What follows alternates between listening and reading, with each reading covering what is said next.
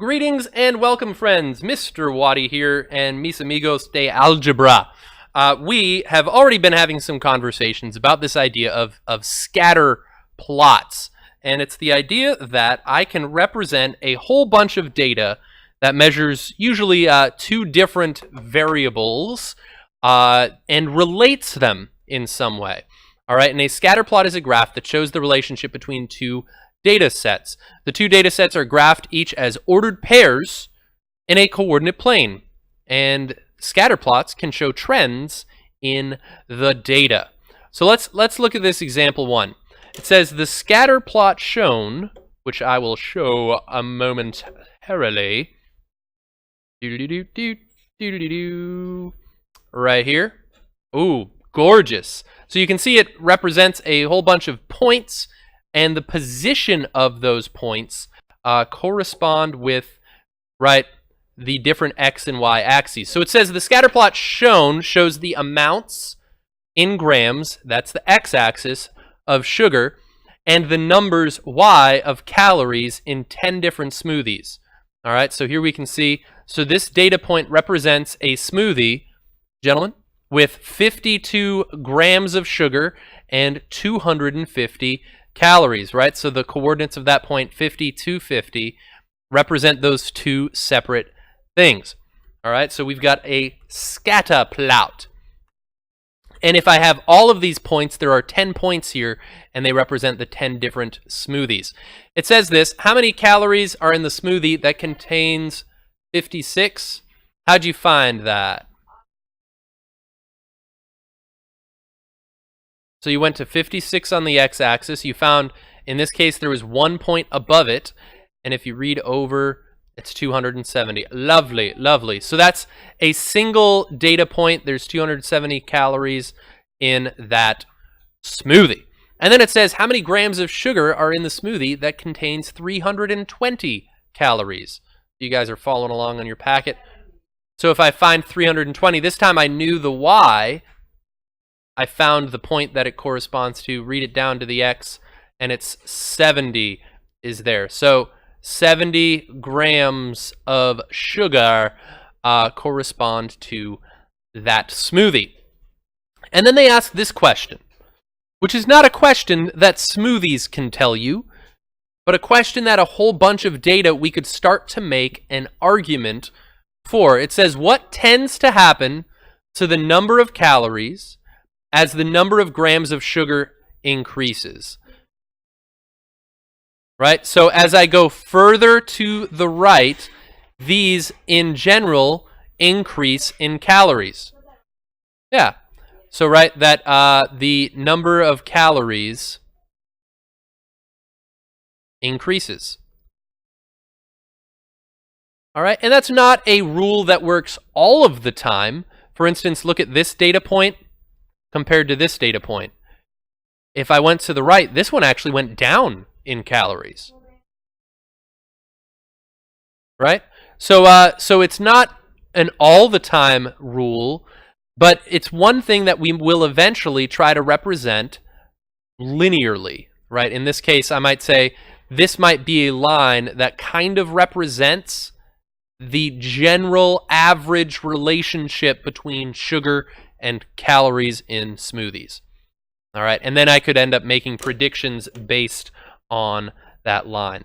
So let's talk about this, that there can be correlations, right? Co-relationships between the data points in a scatter plot.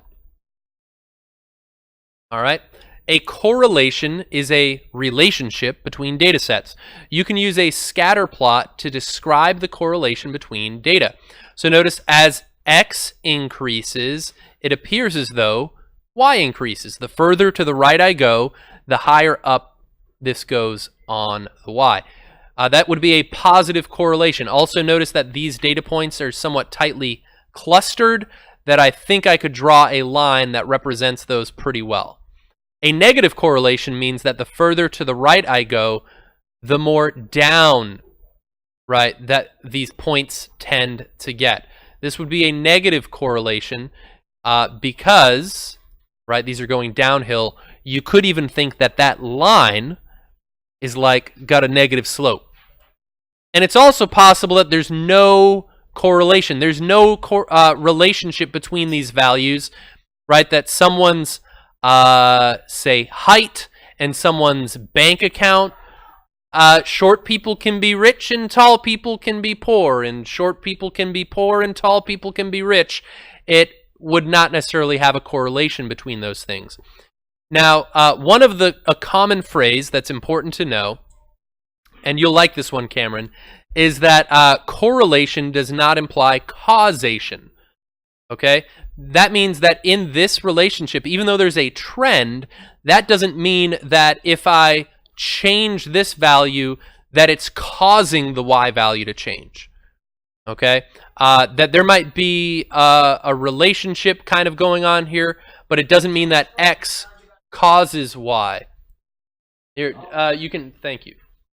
So X does not necessarily cause Y, but there is still a pattern between those two things. Let's take a look at example 2 together.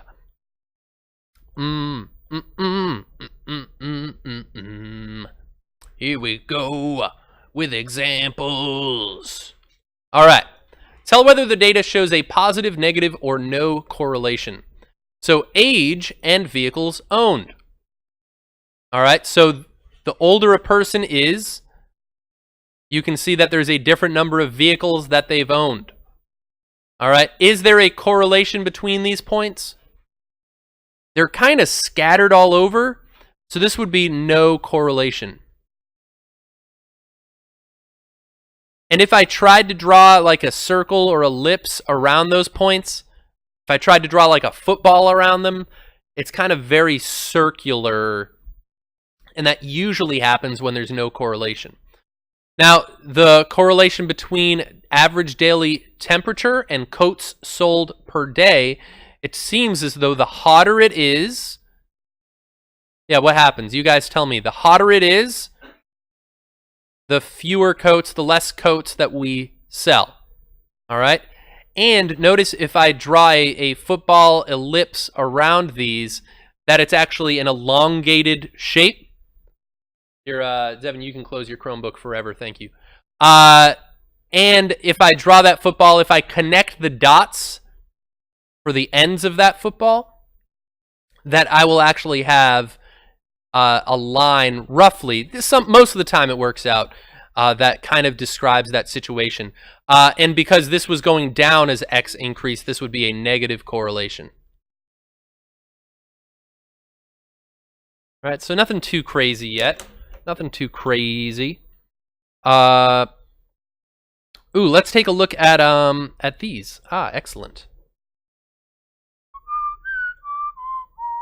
Monitoring progress, questions 3 and 4. Now, I have given my students access to a Google Sheet. Here's monitoring progress question 3. Let me actually increase the size of this one for our viewers at home. And I've got this data here of temperature compared to attendees measured in thousands. Like so. It appears as though, well, it's actually hard to tell, right? When I have a table, I don't know the relationship. Also, this is not in order. But what I was able to do was to create a chart. So let's have you guys do this. Highlight the columns A and B just for those two. All right, highlight those two things. And we're going to go to Insert, and there's Chart. And it's going to now give me options of representing that data. I can do bar graphs. I can do pie charts. That doesn't really make any sense. But if I click on Chart Types over here, I could make a line graph. Well, that's not really the best. I could smooth out that line if I wanted, right? But if I scroll down, we can see that scatter is an option. So let's make a scatter plot like so. And there's a bunch of different ways that you can customize this. You can change your scales, you can change your font size, you can change your labels, you can change where your grid shows up, all sorts of cool stuff. And then if you hit insert, you'll see that it makes pretty much the same thing that I had. So I'm actually going to get rid of one of these. I just wanted to show you how to make it. All right. And now looking at this, does there appear to be a correlation between those things? So there is a correlation. Is it positive or negative? It seems to be a positive correlation between those values. Now, so there is a way that we can kind of plot points using spreadsheets. This is Google Sheets. I can also, let's have you guys do this, highlight your data and hit Control-C, or you can also right-click and just say copy. So highlight your data, your columns A and B, copy, copy. Because we're going to work with a couple different pieces of software to do this. And if I go to, let's go to Desmos Calculator. So open a new tab, go to a blank calculator for starters. Right, and we've seen Desmos before. Let me put them on projector mode. And since I've got that data copied from this table, I can actually click here, and if I hit Control-V, or if I go to, no, they don't even give me an option to paste. I guess Control-V is the only way to do it. It will actually automatically make a little table for me in Desmos, and it'll plot those points, and I can kind of zoom in on them. I can click on them and see the coordinates of some of those. I can even have it like repeatedly show me where those coordinates are. And so I can kind of see that trend here as well. I've also, if you notice, I've given you a link to a Desmos graph pre-plotted. But I want you guys to be able to do both. All right, let's see. Wow, is this getting slow? Well, anyways, you guys believe me. All right, let's take a look at monitoring progress. Let's answer our question. So this was a positive correlation.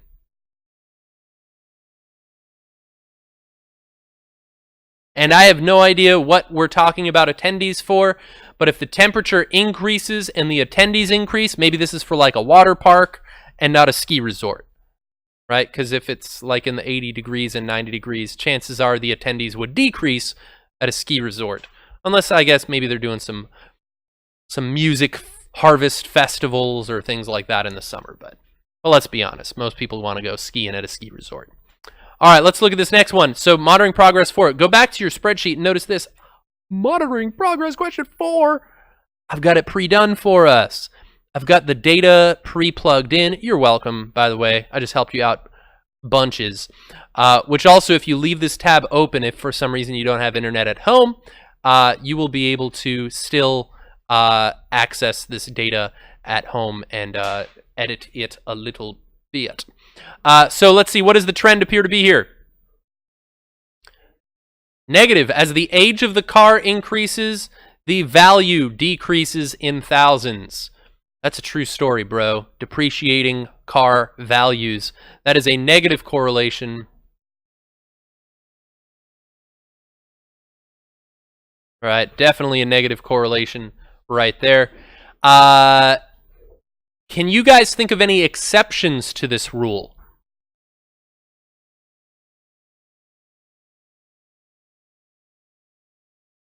Like, yeah, if someone has a classic car, they might actually see the price or value of their car increase as the age goes on. There was also a time when the Prius had first come out, one of the first kind of like hybrid electric cars, that those retained their value and people were actually able to resell them for more than they paid for them because the market wasn't able to produce them quick enough, and people wanted like a fuel-efficient vehicle. So there are some exceptions to the rule, but in general, for most cars, the older it is, the less valuable it is. So cars don't, in general, make a good investment.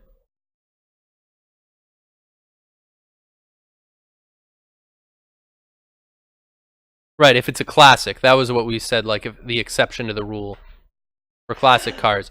So sometimes our data could be represented well by a line. And this is called a trend line or a line of fit or a line of best fit. And we talked about this a little bit yesterday with the Lego prices and things like that. And we even just kind of outlined it on the board a moment ago. And this is what we did. So first you would make a scatter plot, decide whether the data can be modeled by a line. You draw a line. What's up? Yeah, gentlemen, follow along, please. Be cool. So draw a line that estimates the data closely, pick some points on it, and then write an equation using those 2 points. And now you can actually create a model that could predict future values of cars or future numbers of attendees based on the temperature. Or if you want a number of attendees, you might be able to say, well, what might the temperature need to be in such an instance? And in example 3, we're actually going to do that, and I'm going to show you a few different ways of doing this. So here's example 3. The table shows weekly sales of a DVD and the number of weeks since release. So, hooray! So movies make more money very quickly after they come out, and then there's less and less over time, appears to be the trend, and we will see that when we graph this. So let's go to, let's make a line of best fit, interpret the slope and y-intercept like so. So let's go to example 3. And here we are. All right. We've got this. We've got our data. Someone had already conveniently made a chart for us. We also have the Desmos version. That person is so kind. So kind. Look at this. Here's our data. What's your question? No, we're actually learning math now. Which learning math will improve your grades in math class? True story. So let's actually, let me do this. Here we go. I'm going to invert these colors, friends. Look out. Ready for the dubstep. What? Awesome. Way cool. That was so amazing. You guys saw those colors invert. So, let me scale this down a little bit like that. So let's have you guys, I've got yours drawn on your packets already. Actually, let me get rid of that. Like so. Let's draw a line that estimates this data. Do you guys think there's positive or negative correlation here? Negative correlation. Now, when you're drawing a line, you want about 50% of the points above and 50% below. And it doesn't necessarily pass through any of your points. Okay? Is what I want to suggest. Oop, there we go. Let's see.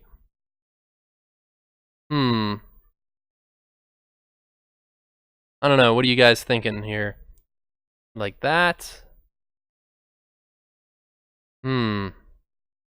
Tricky. Now, it looks like I could get these points really represented by a line, and then this one's off of the line quite a bit, Devin. So I could say maybe give this point a little bit less influence, but we might disagree as far as like what's the best line, right? So should I ignore that data point and get the others clustered together really well? I don't know. I might pick this one, and you guys will have picked different ones than me. And what I'm going to do is now I need 2 points on my line. All right. Actually, I think, it looks like I could choose this point, which my coordinates for that would be 6, 8. And I could choose, I'm trying to find a lattice point if it exists. It looks like I got really lucky here and ended up with this point at 0, 20. Nope, 18, sorry. And if I want to find the equation of that line, you guys are actually experts at that. First thing I would do is find the slope. And I want to point out, notice this point that I picked was not one of the original data points. This point ended up being one, but your line does not necessarily have to pass through any of those. So let's find the slope. So y2 minus y1 over x2 minus x1. Now you could use my points, or if you want to work with your own, that's fine. So let's see. So the slope is going to be 8 minus 18 is negative 10. 6 minus 0 is 6. What does that reduce to? 2 goes into both of those. Negative 5 thirds. So in general, it's going right down 5 over 3 appears to be the case. How do I find the y-intercept? In my case, I'm super lucky and it happened to land on there perfectly. I'm going to do this algebraically, though. I'm going to plug in this point and this slope, and I'll find the y-intercept, and I can do that either using point-slope form or slope-intercept. Tell you what, I'll do slope-intercept form today. Y equals mx plus b. Let's plug in what we know. So I'm going to plug in 8 for y. I'll plug in negative 5/3 for m. I'll plug in 6 for x. And b, I don't yet know. I'm expecting b is going to be 18. Let's find out. So let's simplify this. 6 divided by 3 is 2. 2 times negative 5 is negative 10. How do I solve for b?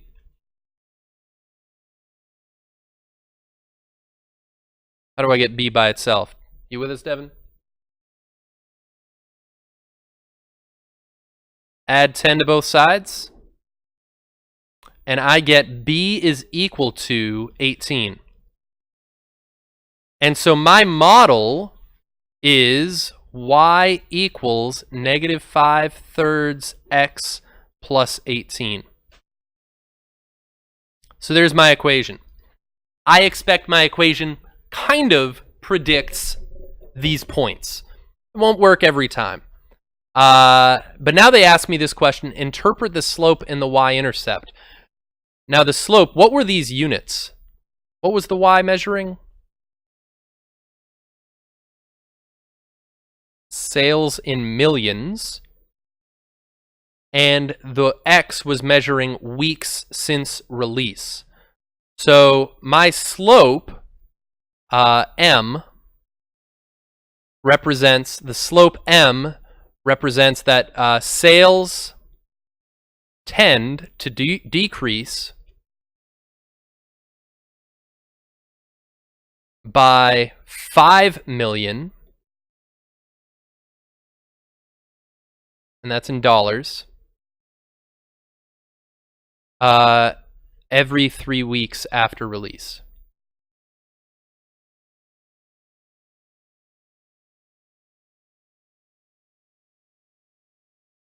Right? And the reason I knew that was because rise over run, this was in dollars per week. And the dollars were in millions. Right? So that's what I interpret that as. What does 0.18 mean?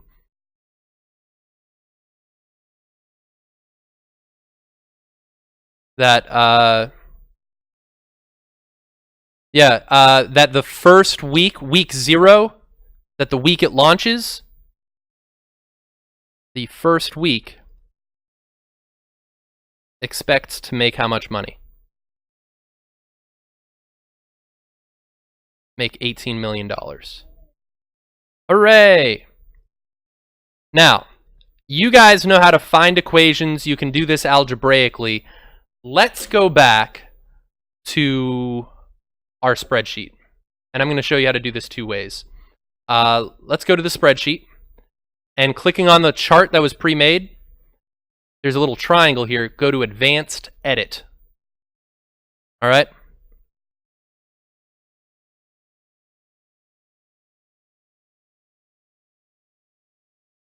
So click on your chart.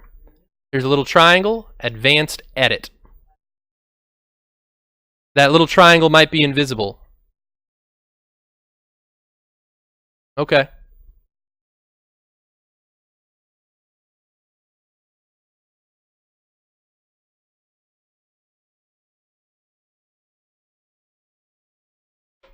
You were supposed to make a copy of it.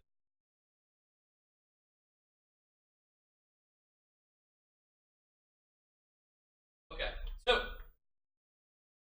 All right, internet friends, you can follow along at home because this spreadsheet is available in the description of the video. Under customization, scroll all the way down. And look at this, it says trend line.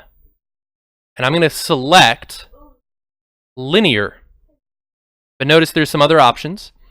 And if I click, under customization tab, scroll all the way down, and you'll find trend line, and I selected linear. And now I can make some edits to this if I want. There's some additional options that showed up. Under label, watch this. This is awesome sauce. I'm going to change that to use equation.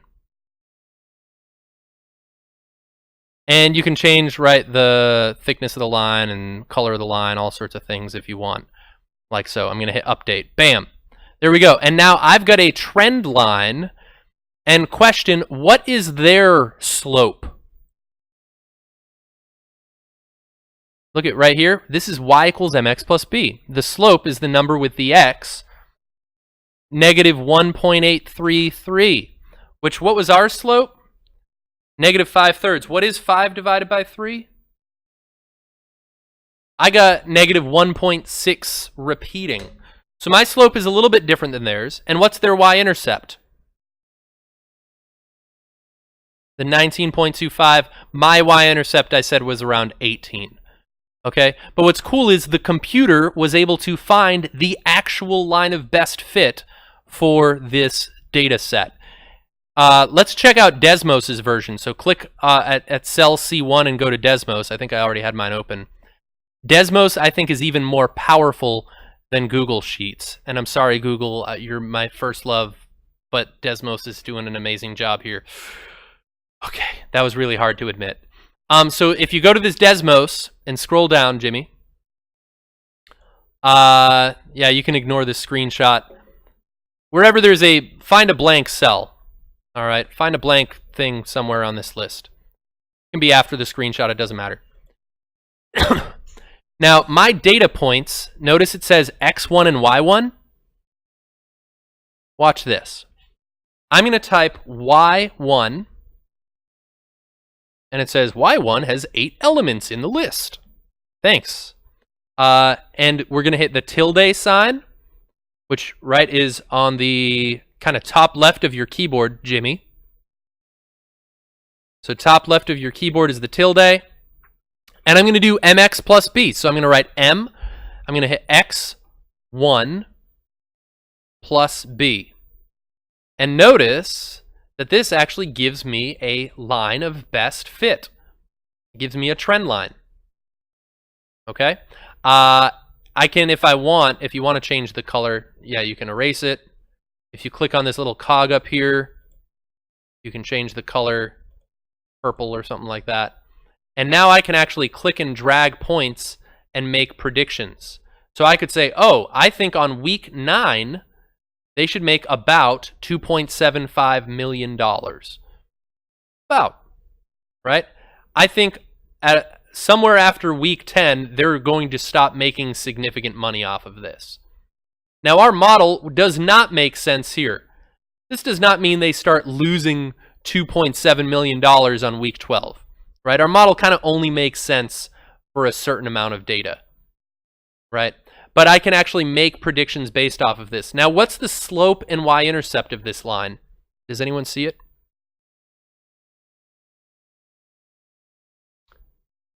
Yep, the y-intercept is the 19.25, which I can actually get by clicking on that point. I can also find the x-intercept.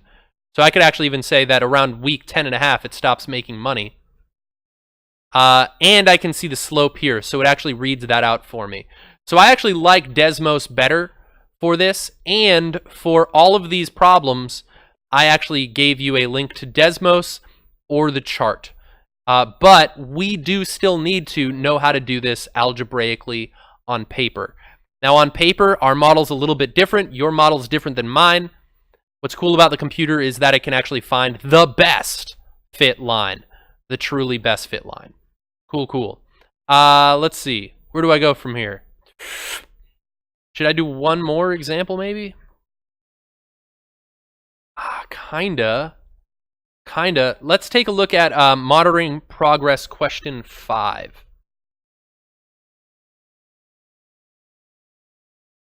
And your homework problems, I also have pre-plugged in the data for you. So you guys are welcome. Right, it's going to save you boatloads of tiempo. So here's monitoring progress question 5. If I go to my Google Sheet that I made a copy of, here's monitoring progress question 5. What does the trend tend to suggest here? Is there a trend? That as the year, what is this? Oh, monthly income of a person. As their monthly income increases, their car payment also tends to increase. Okay, let's find a line of best fit. I'm going to do Desmos again. So let's click on the Desmos link. I'm a fan of the Desmos. Here we are. So here's that data plotted.